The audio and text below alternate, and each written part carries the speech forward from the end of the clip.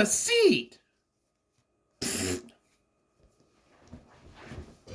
There's a scene in the episode where Merton has a monkey puppet. But put it in this. So, we're at episode 4. Yes. Catwoman. This one did not age so well. Catwoman.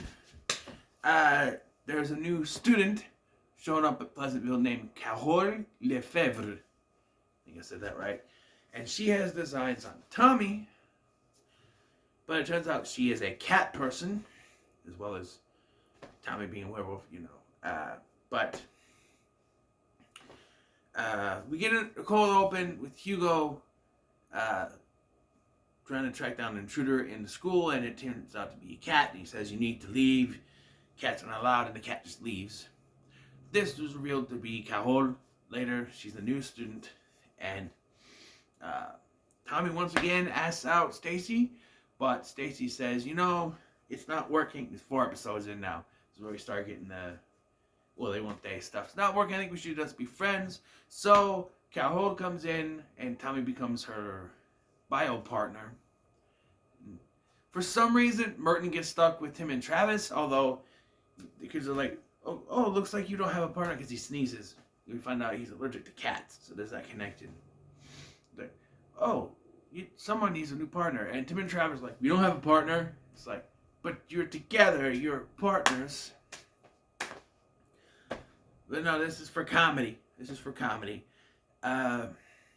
Yes, so upon Tommy and Carole getting back together and getting together and seeing they're together, Stacy, of course, jealous and tries to get back with Tommy, but he says no, he's busy, and then decides that when they go out, she's drinking milk. Carole is drinking milk, and then they ran out of milk, so they have milkshakes. You need milk to make milkshakes. So that doesn't make any sense, but yes, so Stacy gets jealous and starts standing with some guy, which makes Tommy jealous, which means he's not over Stacy yet. But then Carole gets jealous because Tommy's getting jealous, and so they both start to change. We already know that Carole is the cat person, so they run off, and Tommy's running off. You do the street running shot that we always get, and then he's at a cemetery for some reason, and she pops up, and it's dark, and so her outfit looks fine for what it is, but when we get to the real reveal, it's not very good. But meanwhile, Merton is at his lair. But Tim and Travis show up and just kind of tear the place apart. He tries to explain the primordial humans, evolution, that stuff to him, but they don't get it. He has to explain stuff like Godzilla, which they put in their presentation later. Evolution from Meatloaf to Godzilla. They just don't get it. They don't get it. Yeah, pretty much Merton is paired up with them so that there can be comedy. But Merton explains something that is sort of true. Each generation will be smarter than the previous one. My son is going to be smarter than me. And so they say this line. They say, "Hey, did you hear that, Travis? TNT Jr. are going to be smarter than us." No, that's not how that works. One of you is going to have twins, maybe TNT Jr., but you can't both have children. They're brothers. They're not a couple. Although they are over the age of 18, according to, they've been in high school for 6 years. So what if they're actually a married couple and they're not brothers? Twist. What a twist. But no, they're brothers. They're supposed to be brothers anyway. So Tommy shows up at the lair and just starts rambling like, "Merton, where are you?" And that's where you get the puppet. "Have a seat." He had to do a puppet show for Tim and Travis to try to help them understand stuff, which they didn't get.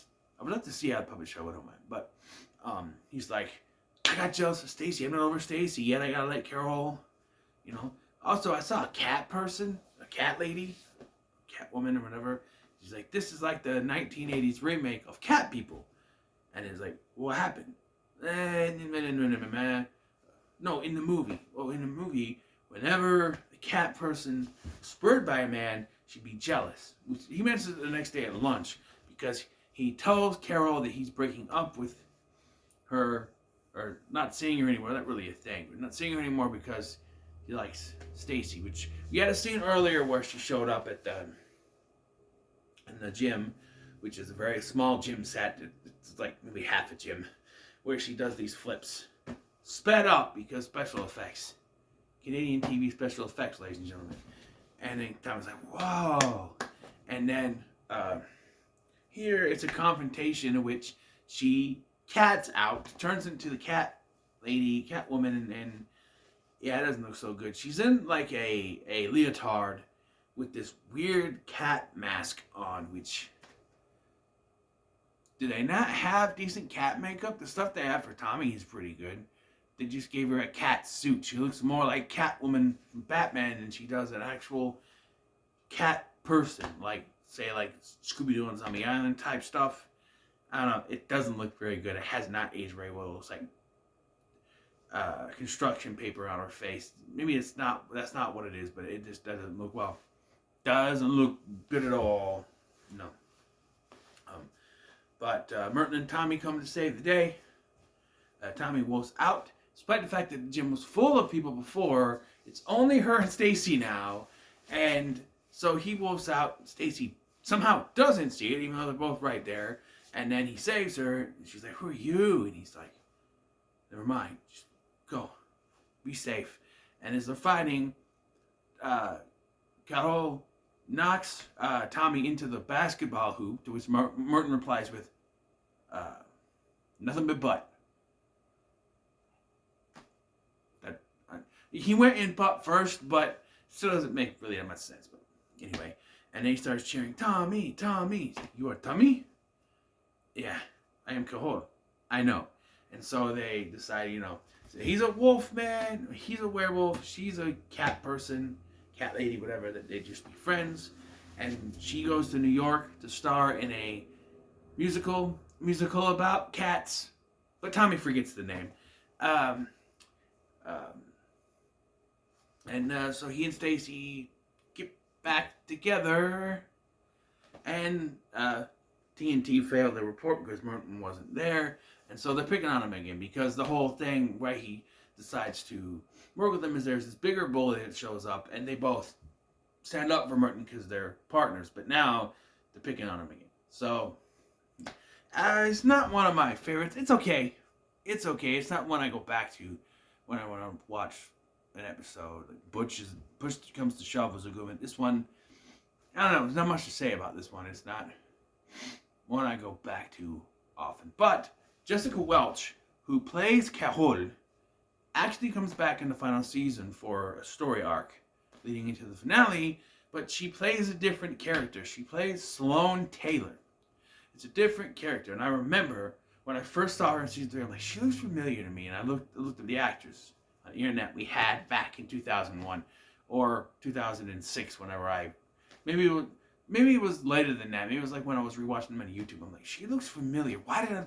Because I was watching them. She looks familiar, and I looked up the actress, and it's the same actress who plays Cahol, only different character. But yes, so the actress will be back later, but not the same character, which is interesting. But yes, Hugo doesn't have much to do in this episode.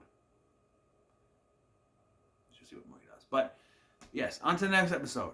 So what are your thoughts on Catwoman episode? Big Wolf on Campus.